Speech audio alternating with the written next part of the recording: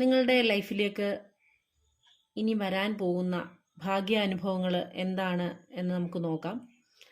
അപ്പോൾ അതിന് വേണ്ടിയിട്ട് ഞാനിവിടെ 3 കാർഡ്സ് വെച്ചിട്ടുണ്ട്. അതിൽ നിങ്ങൾക്ക് ഓരോരുത്തർക്കും ഏതാണോ നമ്പർ വൈസ് ഇഷ്ടമാകുന്ന കാർഡ് അത് നിങ്ങൾ തിരഞ്ഞെടുക്കുക. അപ്പോൾ നിങ്ങളിലേക്ക് വരാൻ പോകുന്ന ഭാഗ്യം എന്താണ് എന്ന് നമുക്ക് നോക്കാം. ആദ്യത്തെ കാർഡ് തിരഞ്ഞെടുത്ത ആൾക്കാർ, നിങ്ങളെ സംബന്ധിച്ച് ഈശ്വരൻ്റെ അല്ലെങ്കിൽ ഡിവൈൻ്റെ ഒരു വളരെ ശക്തമായിട്ടുള്ള ഒരു ഇടപെടൽ തീർച്ചയായിട്ടും നിങ്ങളുടെ ലൈഫിൽ ഉണ്ടാകുന്നു എന്നുള്ളതാണ്. ആ ഒരു ദിവ്യമായിട്ടുള്ള ആ ഒരു ശക്തിയിൽ നിങ്ങൾ നയിക്കപ്പെടാൻ പോകുന്നു, അല്ലെങ്കിൽ നിങ്ങളെ സംരക്ഷിക്കാൻ പോകുന്നു എന്നുള്ളതാണ്.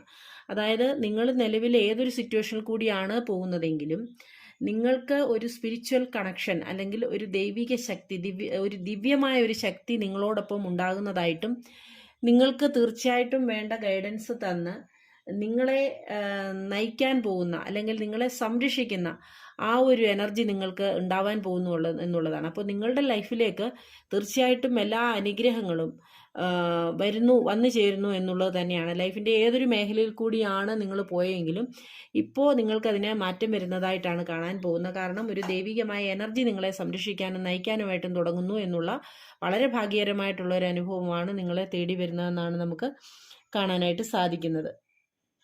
ഓക്കെ, അപ്പോൾ അടുത്ത സെക്കൻഡ് കാർഡ് തിരഞ്ഞെടുത്തിട്ടുള്ള ആൾക്കാർ, സെക്കൻഡ് കാർഡ് തിരഞ്ഞെടുത്തിട്ടുള്ള ആൾക്കാരുടെ ലൈഫിലേക്ക് വരുന്നതെന്ന് പറയുന്നത്, നിങ്ങളുടെ ലൈഫിൽ പല കാര്യങ്ങളും നിങ്ങൾക്ക് തടസ്സങ്ങളായിട്ട് നിന്നിട്ടുണ്ടാവാം. കാരണം നിങ്ങൾ എന്തെങ്കിലും ഒരു കാര്യത്തിന് ഇറങ്ങിത്തിരിച്ചാൽ തന്നെ അതൊരു പൂർണ്ണതയിൽ എത്തിക്കാൻ സാധിക്കാതെ നിങ്ങൾക്ക് പാതി വഴിയിൽ നിന്ന് അതിനെ ഉപേക്ഷിച്ച് പോകേണ്ടി വരിക, അല്ലെങ്കിൽ അതിനൊരു സക്സസ് കിട്ടാതെ വരിക, അങ്ങനെയൊക്കെയുള്ള പല തടസ്സങ്ങളും നിങ്ങളുടെ ലൈഫിൽ ഉണ്ടായിക്കൊണ്ടിരുന്നു എന്നുണ്ടെങ്കിൽ ഇനിയും നിങ്ങൾക്ക് അങ്ങോട്ട് ഏത് പ്രതിബന്ധത്തെയും തരണം ചെയ്ത് മുന്നോട്ട് പോകാൻ പാകത്തിനുള്ള ഒരു ആന്തരിക ശക്തി നിങ്ങൾക്ക്